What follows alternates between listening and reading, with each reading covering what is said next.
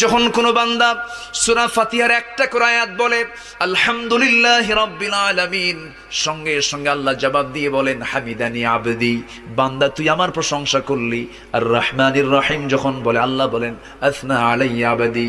মালিক ইয়াউমিদ্দিন যখন বলে আল্লাহ বলেন মাজ্জাদানি আবদি। এরপরে যখন বলে ইয়াকা না'বুদু ওয়া ইয়াকা নাস্তাঈন পর্যন্ত যখন বলে আল্লাহ বলেন বান্দারে তুই আমার কাছে কি চাস, প্রাণ খুলে চারে বান্দা।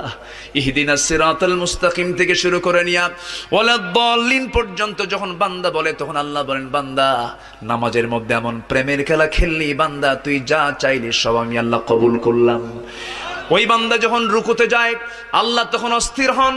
ওই বান্দা যখন সিজদায় যাওয়ার জন্য প্রস্তুতি নাই, সমস্ত ফেরেশতাকে ডাক দিয়ে বলেন ও ফেরেশতারা, এই বান্দাগুলো আমাকে দেখলো না, রাসূলকে দেখলো না, কোরআনকে দেখে হাদিসকে বিশ্বাস করে আমাকে খুশি করার জন্য তার সবচেয়ে সম্মানজনক